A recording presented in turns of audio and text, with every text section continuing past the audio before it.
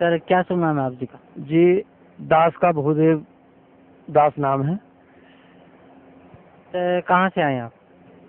ग्राम मंडौरी, कस्बा नेहटोर के पास, डिस्ट्रिक्ट बिजनौर में पड़ता है, तहसील धामपुर। सर परम संत सतगुरु रामपाल जी महाराज की शरण में आने से पहले आप कौन सी भक्ति करते थे?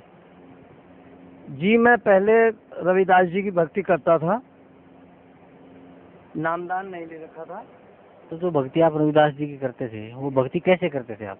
जैसे एक दो बाणी किताब से याद कर रखी थी, ऐसे ही घर पे बैठ के उनका उच्चारण करता था। तो जो वाणियाँ आप पढ़ते थे उनका उच्चारण करते थे उससे आपको क्या लाभ मिलता था?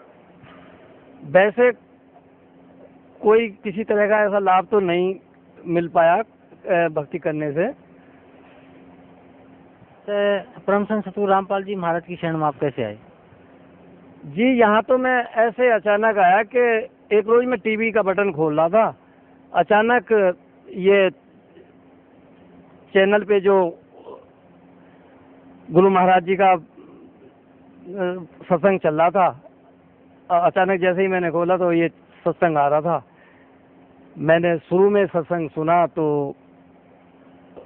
सत्संग सुनते ही उसी दिन मेरी जो है बुद्धि कुछ दूसरी तरफ घूम गई, क्योंकि इस तरह के सत्संग सुनने की मेरी काफ़ी दिनों से इच्छा बनती थी, लेकिन कहीं से किसी संत का भी इस तरह का कोई सत्संग सुन नहीं पा रहा था, ना ही मिल पा रहा था। अचानक मुझे उस रोज ये सत्संग मिल गया और उसके बाद मैंने जो है हर रोज शाम को जैसे बिजली आती थी तो मैं अपने टीवी पे ये सत्संग सुनने के लिए जाता था।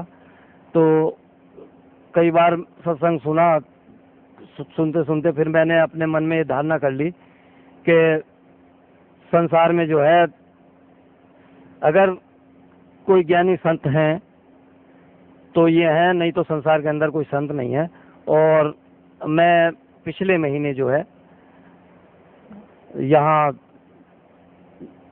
आया और यहाँ आके जो है मैंने नामदान ले लिया। सर परम संत सतगुरु रामपाल जी महाराज से नाम उपदेश लेने के बाद आपको क्या लाभ मिला?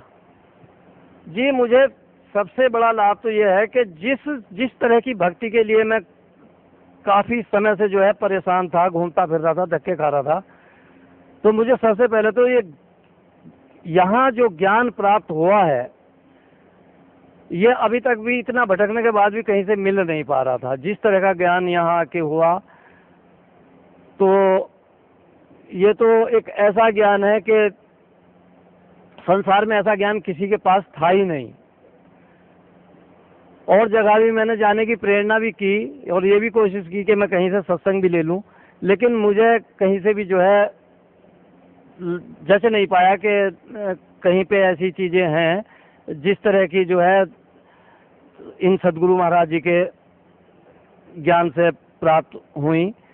और मैं यहाँ से पहली बार जब आया था तो ज्ञान गंगा लेके गया था मैंने, मुझे 1 महीना हो गया, तब से मैं उस किताब को जैसे जैसे पढ़ता जा रहा हूँ उसके अंदर से जो ज्ञान प्राप्त हो रहा है, तो मैं तो इतना समझ रहा हूँ कि पूरे संसार में भी अभी किसी भी संत ने या किसी भी ऋषि मुनि ने या जितने भी हमारे भगवान हुए हैं, किसी ने भी इस तरह के ज्ञान को जो है इस तरह से सच्चाई के रूप में नहीं दर्शाया कि जिस तरह से हमारे प्रभु जी ने, हमारे इन स्वयं भगवान जो प्रकट हुए हैं, मैं तो स्वयं भगवान मान के चल रहा हूँ कि ये भारत में जो है यहाँ भगवान के रूप में ही प्रकट हुए हैं, भगवान ही हैं। नहीं तो ऐसा ज्ञान एक साधारण मनुष्य या ऋषि मुनि ने आज तक नहीं दे पाया और ना ही संभावना थी कि कोई इस तरह का ज्ञान यहाँ प्रदान कर देगा। सर भक्त समाज को क्या संदेश देना चाहते हैं आप?